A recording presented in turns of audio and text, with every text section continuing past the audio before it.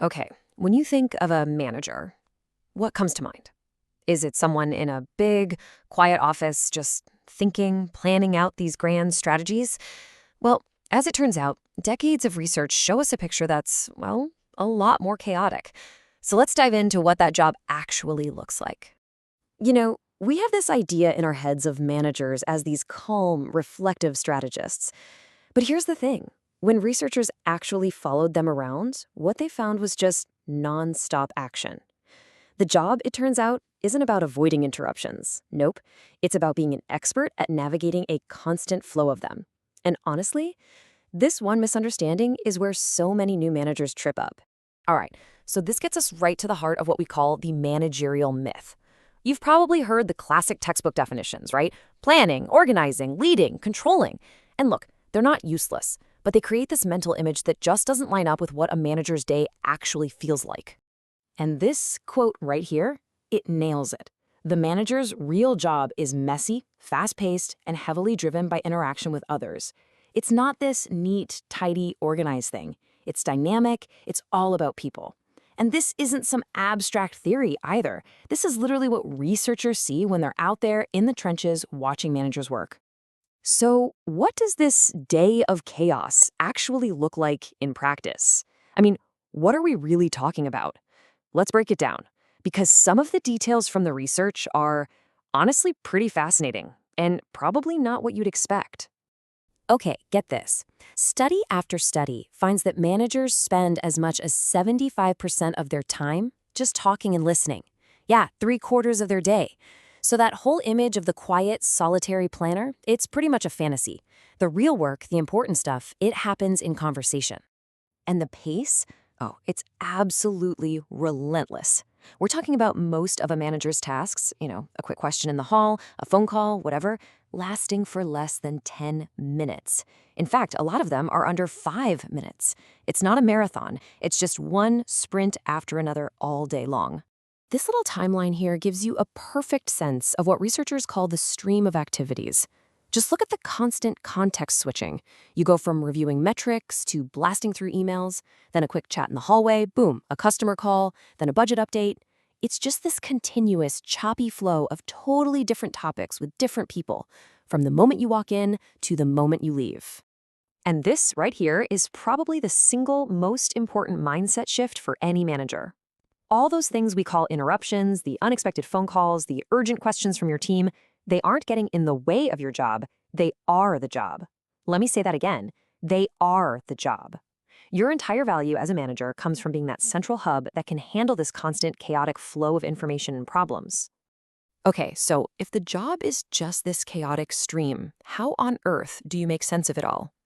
Well, thankfully, a researcher named Henry Mintzberg came along and gave us this really brilliant framework to understand it. He basically boiled it all down to 3 core roles that managers are constantly juggling, and it really helps bring some order to the chaos.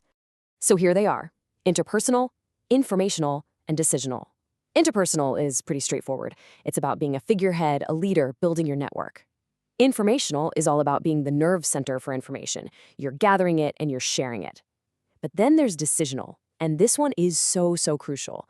This is about actually making stuff happen, kicking off new projects, handling crises, and making the tough calls.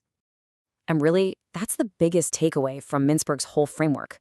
A manager's job is not passive. It's not about sitting back and watching things run. It's fundamentally active.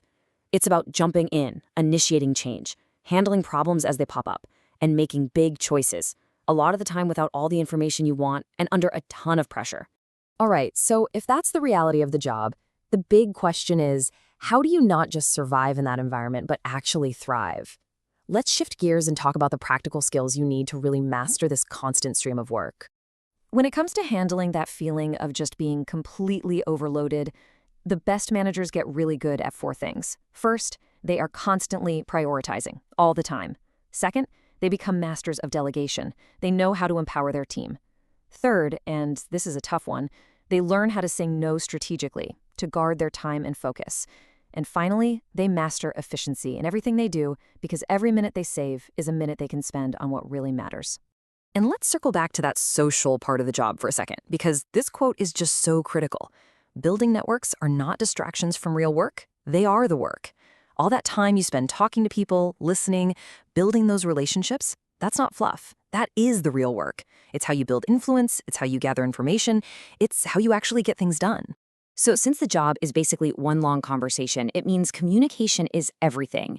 And I don't just mean being a good talker. It's way more than that. It's about being a great listener who can ask the right questions to pull out information. It's about taking complex ideas and making them simple for your team. It's about persuading people and influencing them. And maybe most importantly, it's about setting the entire tone and culture of your team with every single word you say. Okay, let's bring this all home. What does this messy reality mean for you, especially if you're thinking about moving into management yourself someday? Let's get real about what this means for your career.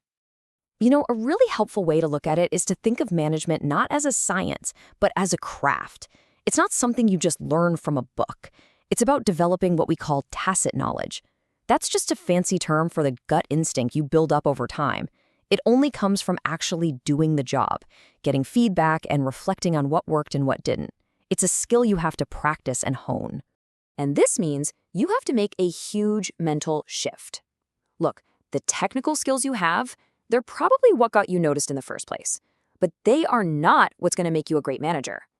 From here on out, your success depends on a totally different set of tools. It's all about how well you can communicate, how well you listen, and how much trust you can build with your people. So when you boil it all down, being a manager isn't about having all the answers. It's not about being the smartest person in a quiet room. It's about being right there in the middle of a fast-moving stream of people, problems, and decisions, and being the one you can navigate it all. So the real question for you is, are you ready to dive in?